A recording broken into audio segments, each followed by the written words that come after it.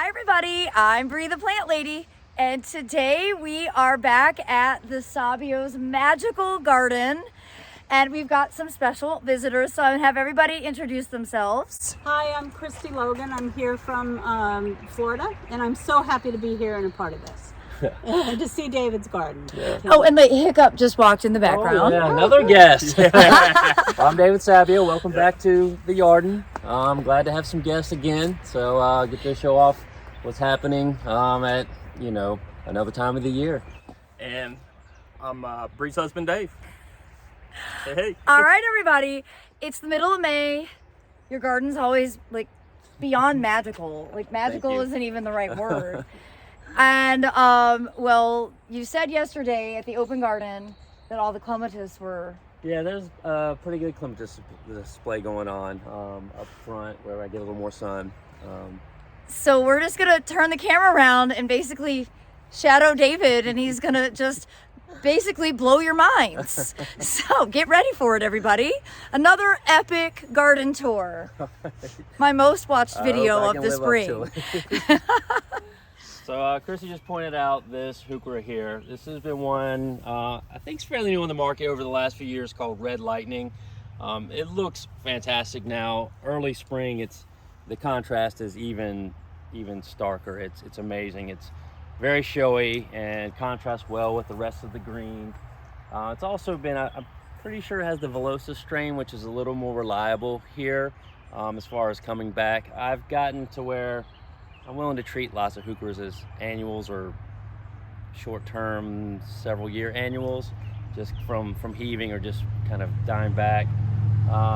Certainly discovered too, drainage is key with them, and so I have this sloping bed that comes, all my moisture comes this way, and so I've been very lucky with this. But I can never find them in mass, so I get lucky at one garden center. I see it, I buy it, and that's how this little collection is happening. But I've been very pleased with this. You can't miss it from as soon as you pull up. So It's show-stopping. it is. And I want to point out that your white giant calla lily. Yes. And look at the acanthus next to it. Yeah, that was a transplant. I've had it for many years, but it was kind of suffering in the back, and then I moved it. It got healthier, sent off a whole nother one. So I brought it up here. The big leaf form works well, with the, I also have a green goddess here, but I even like how the little garden art sort of mimics the blooms. Not intentional, just happened. That's what makes the Yarden so special. As it blooms, they start to hang down, so you get this big white cloud. And it's this very pleasant scent, and I was always like, it's kind of cinnamon-like, and I kept looking around, trying to figure out what it was, and it's this. And, wow. Well, she had said the species she has, or I don't know if that's the correct word, that it gets like very, very tall. Yes. So and this one we bought this as a deformed tree it's about this big, but it was the kind of crepe myrtle I was looking for. I know it's a love-hate plant with people, and I do like them, but we had ones that came with the house that were terrible, and I took them out. But this was what I was looking for, and I wanted that crown shape, so I didn't want to hack at it. I just wanted to properly prune bad branches or crossing branches until I got the crown I wanted. And it's just showy all year long. You get the smooth bark, then it's going to peel to its fall and just drop. Cool. It the blooms in summer. It smells great, and it's just it's beautiful. it's turned into a very majestic tree from the little deformed thing it was. You'll notice around the garden I have straps on things. Bree noticed it one of the first times she came. Christine likes to call it the torture garden, but it's a little bit of training it, getting those branches to start doing when you have that one where you're like, it's not worth cutting off. I know if I can just get it to sort of splay out. And eventually get there and you release it and let it do its thing. So for your basic contractor install, they had a ton of loriope, which I'm not knocking it, but when it's just loriope and all it's doing, now you just have taller grass, pasture grass. It had I think like the Tuscarora crepe myrtles, and they're just really, really raggedy looking. And that's why I took them out to replace them with maples. But again, they had lots of grass, and I tried maintaining, and I don't mind, but that's a lot to maintain, and it demands so much, like we were talking yesterday. Right. So little by little, we started taking some out, you know, expanding a bed, building another bed, connecting those beds.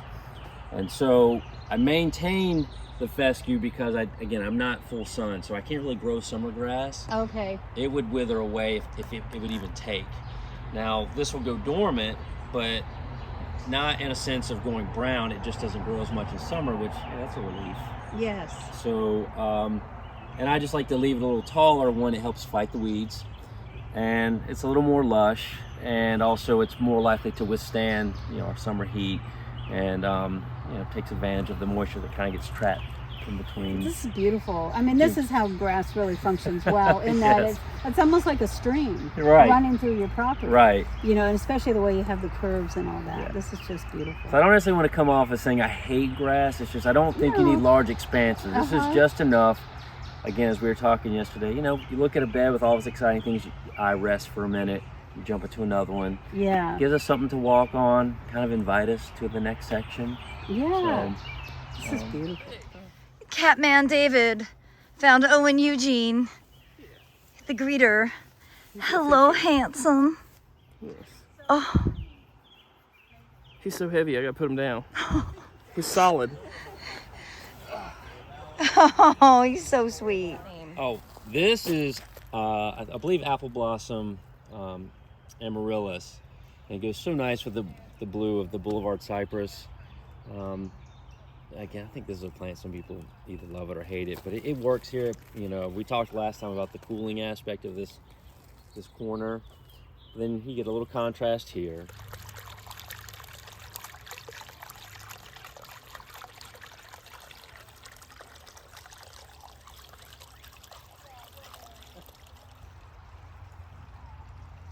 Oh, so you should come peek inside.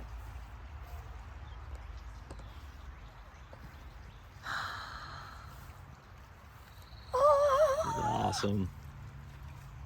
Oh my gosh, look at this flower. I know, coming up through the crevice. Really deep swirl here. I mean, it's just, It's so incredible. this is one of those nice reminders that, you know, get down with the plants, take a moment, you know, be a part of what they're doing. This frond on this painted fern is starting to fade, but this has been a pink frond for a week now. Oh, You can kind of see it, but it's fading. But for earlier in the week, me and Christine both looked out the window, like, do you see that out there? It's so pink. So whatever little hanky-panky was going on, that's a nice result. This is Acer rubrum. Yes, I have predominantly Japanese maples, but I have some others as well. You can't deny how awesome that is. New growth turns into almost, you remember like those Astropops? yes. That's what it kind of reminds me of. Yes. I know it wants to be a tree. I keep it pruned sort of shrubby. It just allows me to see it, especially when you look through the garden and you have this as sort of a welcome for either direction. So after these start to fade, because also when the heat gets on it, you'll see a little bit of burning. There's a little bit now. And so to me, it doesn't hurt to kind of remove that, let it push another one. So I usually actually get this about twice each year because I will prune it. It's just strategic management. Yes.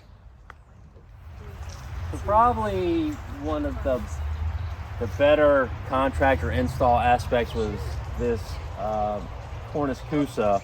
It was not planted here, it was over this way, and it was actually planted as a pair, but the first one died back pretty quickly, so I figured there might not has been placed right. So I moved it back here, which I do have a strong side because of the woodland, but it makes for a great border on the backyard. When it's loaded up with stars, the sort of semi-weeping habit, it's really enjoyable to look at. I can see it from my office window. I can see it from across the garden if I come off the other side. And the understory of ferns. Yeah. These are, I'm pretty sure lady ferns. They're native to the property. I've always grown this patch here. This is also Nelson's fort. This is where he retreats to. So he likes to get in there, and that's his little plan of of emergence and attack. So, Guyana. He's got this amazing campanula. Blue Waterfall is really all you need to say. Right. It's kind of like I guess a Russian term, or maybe Ukrainian. Pashkorskiana. Yeah. All right. I'm gonna murder that, but I'm gonna look at it in real life. yes. And it's spectacular. So this is my original patch. I had seen a picture. I thought that's beautiful, and then I saw maybe it was a comment that said, "Do not let it be too wet." And so I thought, all right, well, I'm on a hill here, because my original idea was to put it down below. But I've been trying to get some plants and color up here in this sort of drier woodland. So I'm like, well, this will be perfect. So I put that in. It's obviously done well. So what I do, I went and got more. So this one's coming into bloom as well behind it. And then this one will probably follow. Where did you get this from? My original one was from Plant Delights, but after that, I've seen it now in other nurseries. It almost seems like it would do well in a hanging basket. It could. I bet that'd be a great idea. Trailing out. So my idea, I hope, is that it eventually just trails all the way down this and does look like a blue waterfall. Yeah. So sometimes I try to almost make the names literal, just as we're under sort of the floating cloud aspect that I was talking about last time. We are in the floating cloud forest. Yeah, so we have the Ukigomos here. And so they're starting to fade to their summer color, but anyway, you can see sort of what I'm after, and I don't know what, maybe something about this area makes me want to make it very literal. I don't know. I appreciate that you're a literal gardener. Yeah, so blue waterfall, floating clouds, you know, maybe it'll actually happen.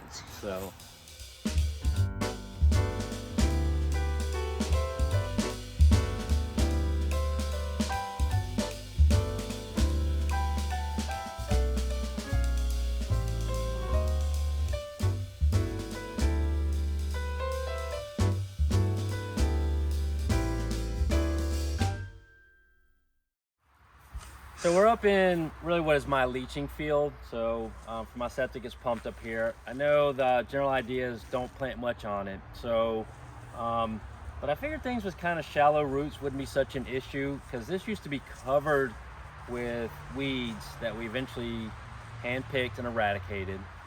But to do something, I didn't want it to just be mulch, just boring. So I keep a little trail through here. So let's just start throwing plants into this area, because I know it has a little bit of moisture, as well as the barrier I've built with just old yard debris. I know I'm retaining a little bit so I don't lose it so fast. And I have just kind of thrown a bunch of plants. It's very hodgepodge and random, but it's actually kind of fun to look at. It's beautiful. So I've thrown in these, I think it's Iris insata. I had this little celadon poppy that was given to me. I got one bloom left. But I'm hoping that'll make maybe a little colony. A few daylilies that'll throw some blooms up, certainly the ferns. And behind it, though, is this amazing evergreen dogwood, Cornus capitata. You can see the little blooms just now coming, and it's a mass of blooms. This is a tree that I actually like to come up usually around twilight as the sun's going down, because the stars are out. This is a constellation, and it's mesmerizing, and just stops me in my tracks for a while. And that's why we have a seating area now, maybe. So those seats are very comfortable. it's cool. We've made it a little more formal, especially now that we have something to look at. But the star of the show, kind of pun intended, will be the Cornus capitata. Here is Stephanandra. I got this at a J.C. Ralston giveaway, I think. My one plant now is several plants throughout the garden, and I put it in the most stressful situations, because I've been very impressed with how well it does. My original one is down the side of the driveway, so it's on the dry side, western facing, and throws out a big spray. I brought one up here because, again, I was like, what am I going to get up here? It's kind of shady, so it takes the sun, it takes the shade. It's coming into bloom now, a very neat serrated leaf. And I have a few sprigs down, we can't see from here, but along this hill, because I'm hoping it just kind of helps hold the soil. Because if it touches down, it will make another plant, but it's not so aggressive that you couldn't come along and yank it out. In fact, that's how I've maintained the sizes I've want, because it also takes pruning really well. But I've also been able to move a few around. And for a plant that shows that kind of tolerance of different conditions, I'm very pleased, because again, this is huge challenge up here. So a good one. You know, we have wine bottle walls because we were inspired by you. You guys have taken it to a whole new level, because this actually takes more effort than the way I do it, because I just stack them. Sure. We started years ago. We've seen it before, way down below, actually at the bottom of the garden, and worked our way back. And we had stopped around that pine tree, and we had gathered a lot of bottles, and I'm gonna admit to you, we had the stack back here, and it's kind of trashy looking, but it's the back side of the garden. But you know, we're at a point where things are pretty even keeled. There's not a lot going on, so like, let's finish this. So we had laid all the bottles out, but again, they're just staying on their side. So, and to be honest, I want to give more credit to Christine. She's been very industrious the past couple weeks. And it just looked kind of neat, especially when late day sun hits it. Some of them light up. So it's cool. We'd like to, now that we see it like this, we'd like to do this hydrangea bed. And I think it'd certainly be good for a while, but it would give it a finished look. Also might help retain, because this is another one of those weird anomalies, a hydrangea bed on a slope under a poplar in the dry woodland. I don't know how this works. But they're doing really well. Water this. And they didn't get damaged by the holiday freeze because you have blooms. Right. Although there was some, I think you can see the bushes look a little leaner, but I'm getting blooms. It looks great. I'm also going to say I can contribute to your bottles. Yeah, please. Yeah, I'd love to finish this now. Now that I see it, I'm like, you know, it's the gears are going. You know? Plus, this just gives us an excuse to get together and drink wine. Yeah, well, we need another bottle, so. So we like knowing what plants are in the garden as best we can. We have labels, like you can see one down below here, but a lot of them don't make it from just weathering. And we've tried different kinds of indelible inks, you know, pencils, and inevitably it seems like they fade. And luckily we keep a database, but I no longer have a sign with no information on it. We have a new little printer that we've done a test on, and the label so far on one of my clematis is held up now for 2 years. I mean, it's perfect. So far, so good. It's only one label, but it also sits in the sun, so it's not even bleaching out yet. So I don't expect it to last forever. I just want it to last for a long time. Right. Well, it's the struggle, and people always ask, you know, what are labeling solutions? And I have not solved this problem myself. No. So I haven't. I'm hoping this is it. I don't necessarily like the scratched labels, because then you're trying to catch the light to see what it is. And I do ultimately want the label more on the ground, and you know, and we'll see. Fingers crossed that it works. It's a conundrum that everyone deals with. So we always have the database, but it'd be nice to have it sort of available as we walk around. So okay, so for certainly all the native plant lovers, when we bought the house, the woods were a disaster. It was really congested, lots of vines, lots of baby trees, lots of dead trees. And this was one of the first forays into gardening, as I started to clean it up. Well, as I cleaned it up, lo and behold, on the ground was really, to be honest with you, a magic carpet. It was Partridge Berry. I think some will call it twin flower. I'm drawing a blank on the Latin name at the moment. But it has slowly creeped along from the little patches that we uncovered. And like I said, come spring, you get the fresh growth, so it stands up even above all the leaf debris. I don't have to clean. It just kind of comes through and above it. Most of this is just by its own devices creeping along. Occasionally I'll take a sprig, like if I dig something, like I put a plant in, I sometimes break it free, so I will take those because it's such an awesome plant. It's not worth tossing. When I can almost just push the root into the ground, another patch is going to come. So it's certainly, it looks beautiful. It doesn't bother any of the other plants. You know, it's easy to walk on through. and it's just slowly covered along, and I've got these very impressive, I mean, beds. Even the way it just lines the trails all through here. But this patch is probably one of the most amazing here. It's so incredible. Oh my gosh. Now the funny thing is, I've not seen this in any native plant inventories. I'm surprised. I think this is, obviously mine's a mixed garden. I fully support natives. I have plenty out here, but I bring in, a lot of other varieties. But this is one that I just love, and I've loved to see how it has become almost ubiquitous through so many of the areas around here. It's spectacular. And so these flowers soon will fade, and then you'll get little red berries, and you almost got this very holiday effect, all through the garden. When I built the steps, actually, I'll show you over here. This is how easy it transfers and how well it does.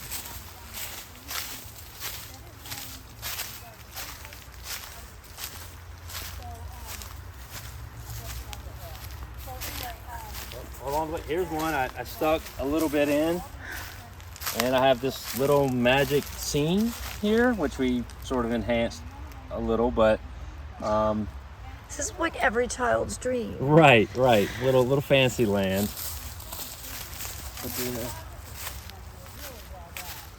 And I love that you're using the grass clippings as berms. Yes, to slow waterfall. Right. So, there's a lot of talk of, hey, leave grass clippings on the lawn, which I get because it is nutrients, but sometimes it's just too dense and actually will kill areas where it's laying. And I didn't like that. It wasn't even so much about it visually looking problematic. It was going to be problematic, but I didn't want to just discard it. And I started realizing if I'm going to plant it up here, and I don't have absolute proof, but I started building these berms, and I started having a little more success with plants, and I was wondering if they were, first of all, adding nutrients, but also when it heavy rains, it holds it and I think slowly leaches it out.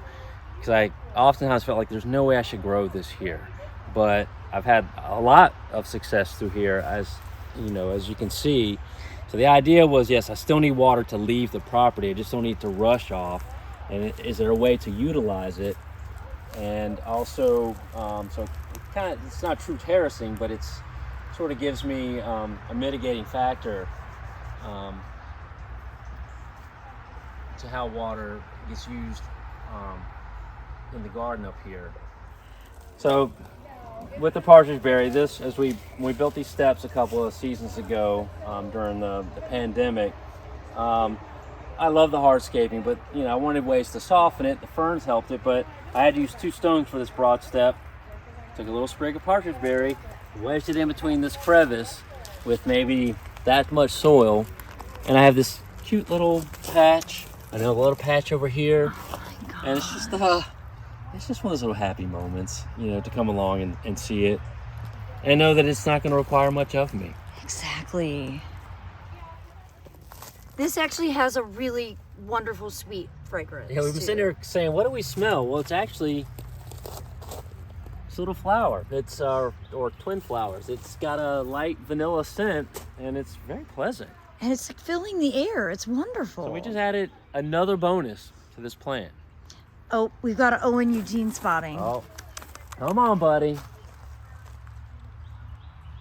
Oh, yes. Oh, look at that tail. Look at the strut. Look at that tail.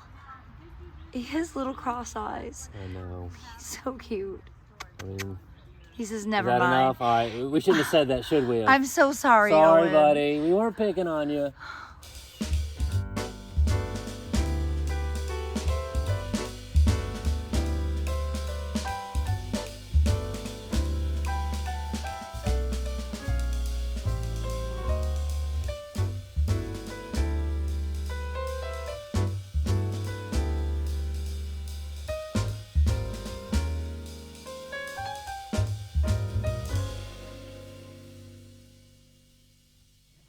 Well, everybody, I hope that you have enjoyed this installation of garden touring at the Sabio's beautiful garden. And be sure to remember to follow David on Instagram and continue to send messages. You can write in a comment to encourage him to create his own YouTube channel because he has so much knowledge to share with everyone. Well, as always, thanks so much for watching and happy gardening.